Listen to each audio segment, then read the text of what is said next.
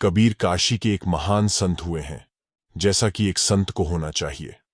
विचारकों ने संतों में से किसी को द्वैत मार्गी, किसी को अद्वैत मार्गीम इत्यादि श्रेणियों में विभाजित कर रखा है, किंतु ईश्वर पथ में कई मार्ग नहीं होते।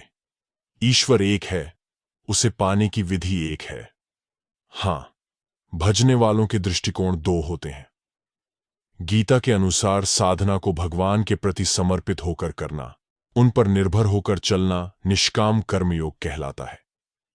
यह भक्ति मार्ग है और उसी साधना को समझकर लाभ हानि का निर्णय स्वयं लेकर चलना, अपने बलाबल का निर्णय लेकर कर्म में प्रवृत्त होना ध्यान मार्ग कहलाता है।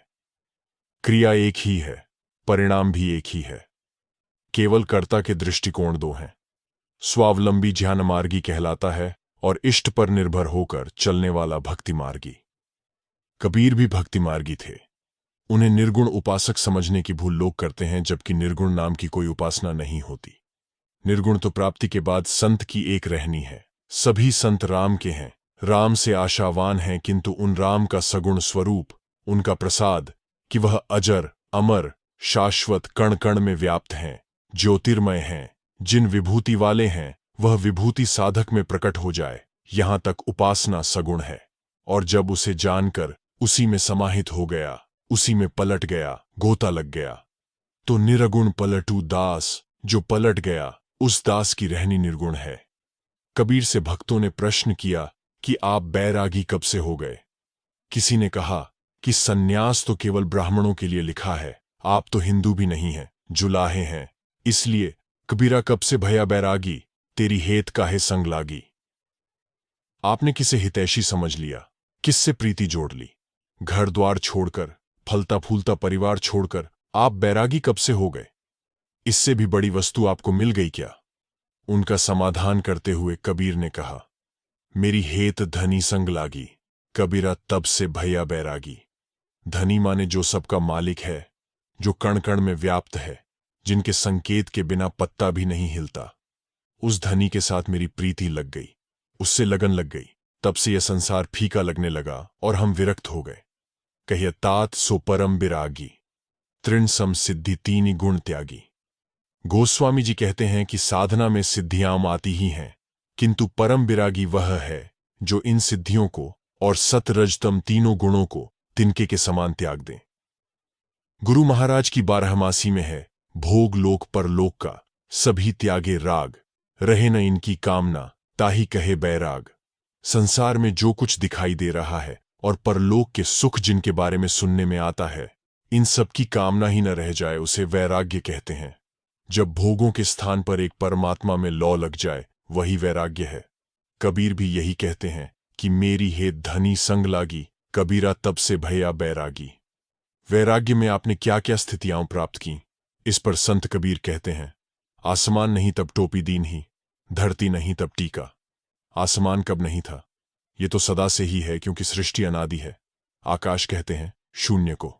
जब चित्त अभ्यास करते करते संकल्प विकल्प से रहित शून्य में टिक जाता है, इसका नाम है चिदाकाश। चित्त आकाशवत हो गया, लौ लग गई, श्वास बांस की तरह खड़ी हो गई। श्वास आई तो ओम, गई तो ओम। यदि राम जपते हैं तो श्वास आई तो रा, गई तो ओम। अन्य संकल्प मन में न उठें और न बाह्य वायुमंडल के संकल्प भीतर प्रवेश कर पाए, इसका नाम है चिदाकाश। प्रकृति से संबंध टूट जाता है तो परमात्मा ही शेष बच रहा। उस समय भगवान जिन विभूतियों से युक्त हैं, आप में दृष्टि बनकर संचारित हो जाएंगे। उन्हें जानते ही जानत तुम ही हो जाए। अब आकाश में सूरत लगाकर टिके रहने की आवश्यकता नहीं रह गई। उस समय पहले जो भगवान अलग थे, अब वही भगवान मन में प्रसारित हो गए। साधक उसी स्वरूप में समाहित हो गया। कबीर से किसी ने पूछा, आप किसका भजन करते हैं? कोह ज्ञान है, कोह ध्यान है, को है पारखबानी। काहे लिए तुम ज्ञान कुटत हो, को है अंतर्यामी। कबीर ने उसी के स्वर में उत्तर दिया, मनय ज्ञान है, मनय ध्यान है, मन है पारखबानी। मनय लिए हम ज्ञान कूटत, मोर मन वै अंतर्यामी। वह मन परम चेतन का प्रतिबिंब पा गया, मन मिट गया। उस स्थान पर परमात्मा ही प्रसारित हो गए। भगवान एक टोपी की तरह छा गए। धरती नहीं तब टीका, धड़ धरती का एक लेखा, जो बाहर सो भीतर देखा। धड़ कहते हैं शरीर को, धरती कहते हैं इस पृथ्वी को। दोनों का एक ही गुणधर्म है, जो शरीर के भीतर है वही बाहर संसार में भी है। मन ही आपे जगत बना के ऊंच नीच तन पाया, मन ही सरग नरक भुगतावे, मन से आया जाया। संतो, मन सबको भरमाया, मन ने सबको भरमा रखा है। यह कभी स्वर्ग भेज देता है, कभी नरक दे देता है, और कदाचित भगवान का स्पर्श कर ले तो भगवत स्वरूप में खड़ा कर देता है। मन ही विधाता की सृष्टि में आने जाने का कारण बनता है। धरती नहीं तब टीका, धरती कब नहीं होती। भगवान श्री कृष्ण कहते हैं, ओमित्येकाक्षरम ब्रह्म व्याहरन माम अनुस्मरण, य प्रयाति त्यजन देहम स याति परमाम गतिम। गीता 8:13। अर्जुन, ओम अक्षर ब्रह्म का परिचायक है, तू इसका जप कर और माम अनुस्मरण, मेरे स्वरूप का ध्यान धर। अभ्यास इतना सूक्ष्म हो गया कि त्यजन देहम, देह के त्याग का क्या आशय है। देहाध्यास का जिस पल त्याग करेंगे तत्क्षण परम गति को प्राप्त कर लेंगे। शरीर त्यागना देह त्याग नहीं है। शरीर त्याग भी देंगे तो फिर शरीर मिल जाएगा। देहाध्यास को त्यागना अर्थात अंतिम संस्कार का विलय, सुरत का भगवान में समाहित हो जाना एक साथ घटित होता है। तो जिसमें सुरत समाहित हुई उसे प्राप्त हो जाओगे। उस समय धरती नहीं तब टीका, उस स्वरूप में साधक अभिषिक्त हो गया, भगवत स्वरूप में टिक गया, और शिव शक्ति का जन्म नहीं तबे योग हम सीखा। जब भजन की जागृति, परवरिश तथा संहार करने वाली प्रशक्ति शिव के द्वारा अंतिम संस्कार का भी संहार हो गया, वहां शिव तत्व, कल्याण तत्व, ज्योतिर्मय तत्व शेष बच रहता है, वह उसी में समाहित हो गया। योग अब पूर्ण है। अब न संस्कार बनेंगे, न संहार होगा, न संहार करने वाली प्रक्रिया जागृत होगी।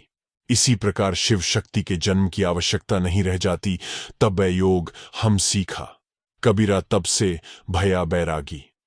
कबीर का जन्म अभी 600-700 वर्ष पहले हुआ था, किंतु वह कहते हैं कि सतयुग में हम पहिनी पांवरी, त्रेता लीन हैं डंडा। साधना के 4 क्रमोन्नत सोपान हैं, कलयुग, द्वापर, त्रेता और सतयुग। संसार में ज्योतिषाचार्यों ने इसकी लंबी चौड़ी गणना दी है कि 4 लाख वर्ष का कलयुग है, 8-9 लाख वर्ष का द्वापर है, लगभग 12 लाख वर्ष का त्रेता है, और 17 लाख वर्ष के लगभग सतयुग है। इतना न हमें जीना है और न उन ज्योतिषाचार्यों को। तो इस अटकल का क्या औचित्य? ये तो दंतकथा हो गई। महापुरुषों ने इन बिना सिर पैर की बातों पर ध्यान नहीं दिया। युग का अर्थ होता है 2, स्वामी भगवान और सेवक।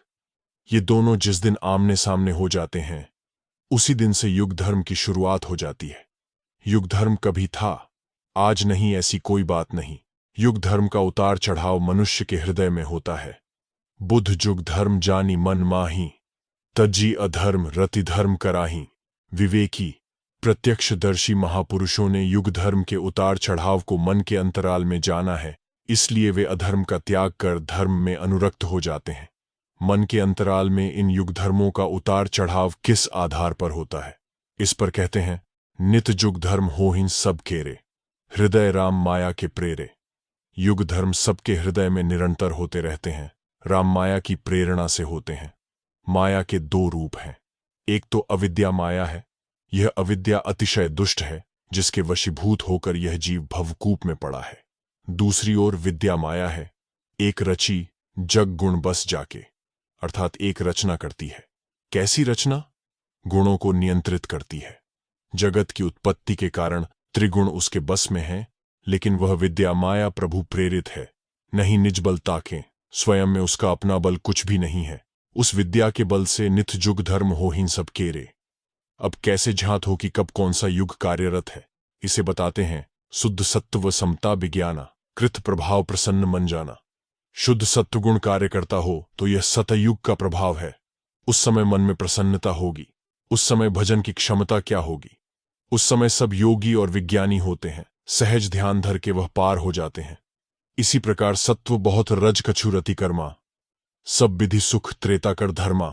हर प्रकार से सुख ये त्रेतायुगीन पुरुष के लक्षण हैं।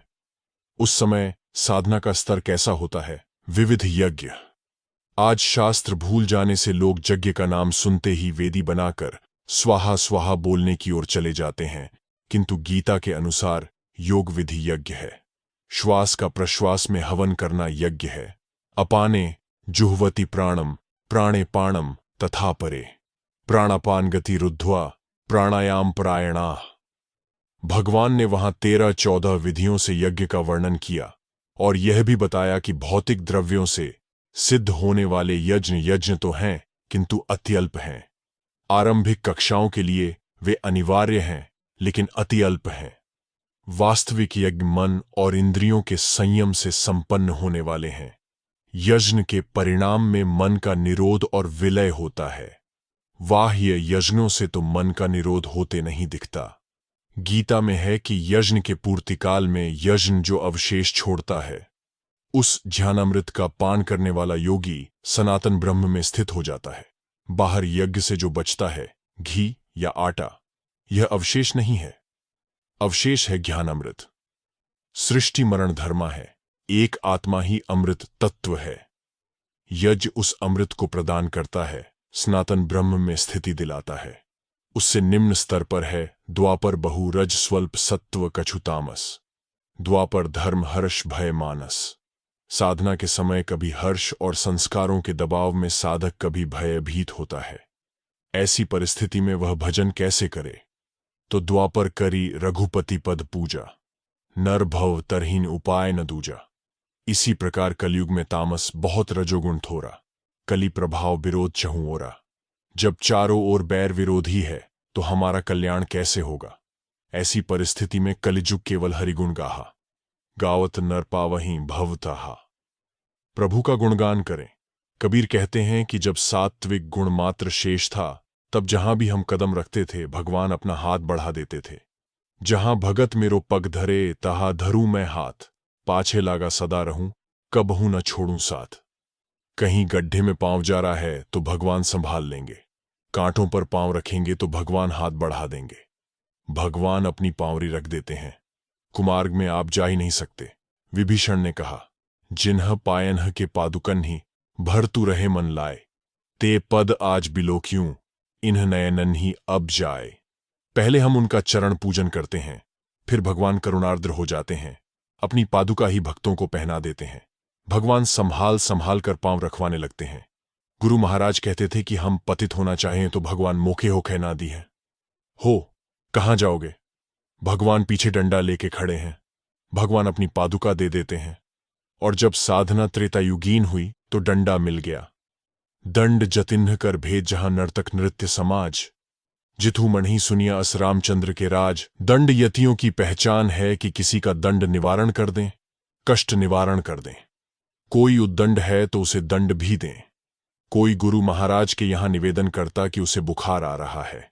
वे पूछते कब से बुखार आ रहा है? वह कहता 3 महीने से। महाराज कहते लेखा विभूति।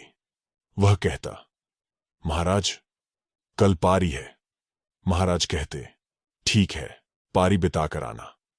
वह उसके बाद आता और कहता कि बुखार तो नहीं आया महाराज, कोई उच्छृंखल आता। महाराज जी उसे डांट देते तो उसके सब कर्म हो जाते। इस प्रकार महापुरुषों में दंड निवारण और दंड देने दोनों की क्षमता आ जाती है। द्वापर में मन में दुविधा बनी है। कभी भजन में मन लग गया तो यह मन ठीक पड़ने लगता है, कभी मन नहीं लगा, पुराने संस्कारों की रील में कुछ घड़घड़ी आ गई तो उथल पुथल मच जाती है। कभी सेवा में मन लगा, कभी नहीं लगा। यही है ठीक से पढ़ना न पढ़ना। कलयुग फिरे हम नंगा। सेवा के शुरुआत में जब केवल तामसी गुण है, उसके पास न संयम है न साधना, कुछ भी नहीं है। हाँ, याद सब है तो अभी साधना नंगी है। कबीरा तब से भया बैरागी, काल नहीं तह धुंधाकारी। धुंध अर्थात द्वंद्व पैदा करने कराने वाले काल की गति साधना की संपूर्णता में नहीं रह जाती। उस समय काल न खाए, कलप नहीं व्यापे, देह जरा नहीं छीजे। एक अन्य स्थल पर कबीर कहते हैं, कह कबीर निज घर चलो जहां काल न जाई। मानस में है, गोस्वामी तुलसीदास जी ने गरुड़ के माध्यम से प्रश्न किया, तुम ही न व्याप्त काल अति कराल कारण कवन। भगवन, यह आपके योग का बल है या ज्ञान का प्रभाव? काल आपको क्यों नहीं व्यापता? वहीं कबीर कहते हैं कि काल नहीं तह धुंधकारी, द्वंद्व पैदा करने वाला काल वहां नहीं है। नहीं गुरु नहीं चेला, उस समय शिष्य भी पूर्ण। गुरु न चेला पुरुष अकेला। गुरुजी चेले को किससे बचाएंगे?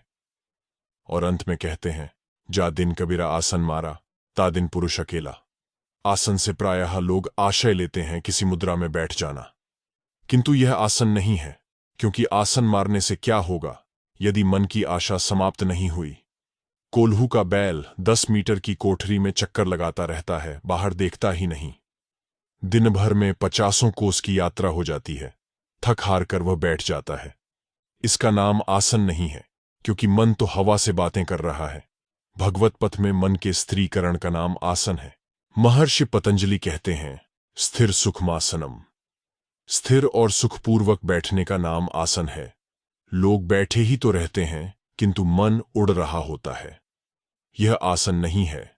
महर्षि कहते हैं, प्रयत्न शैथिल्यानंत समापत्तिभ्याम।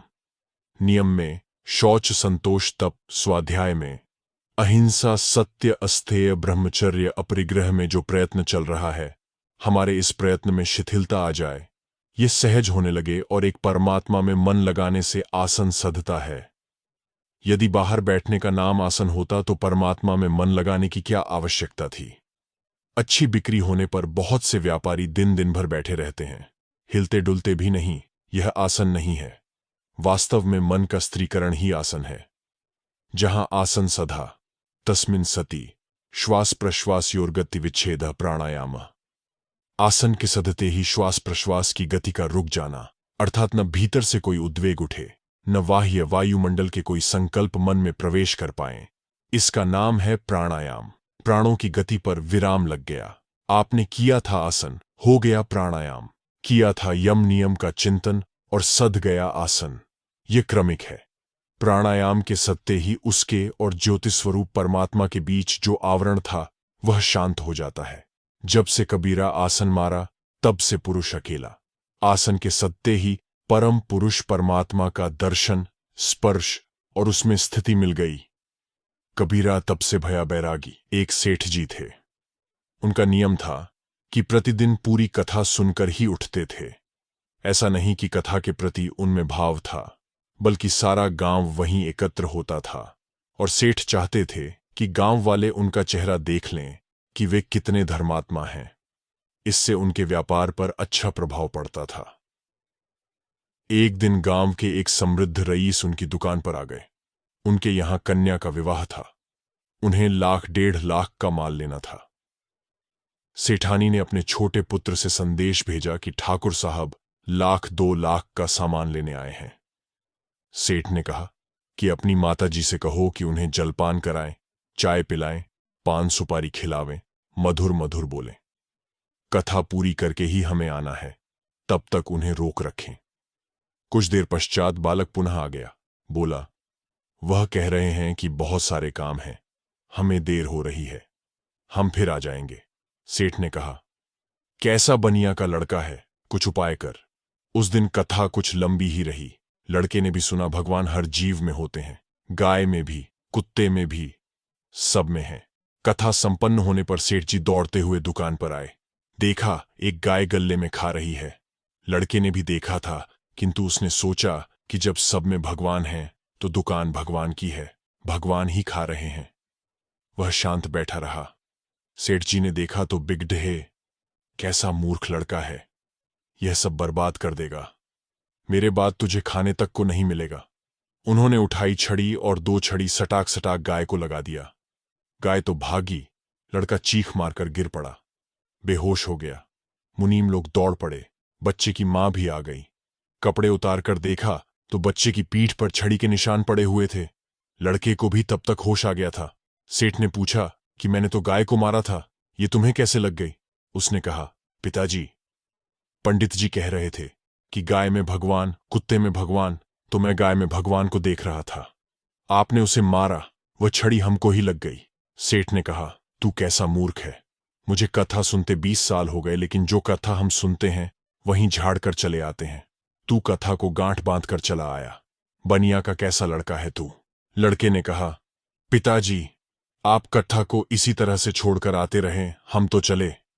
लड़का साधु हो गया। न जाने किस घर में किसी संस्कारी का जन्म हो जाए, इसलिए प्रत्येक व्यक्ति को श्रद्धा और समर्पण के साथ नाम का स्मरण करते रहना चाहिए, क्योंकि वैराग्य का आरंभ यहीं से है।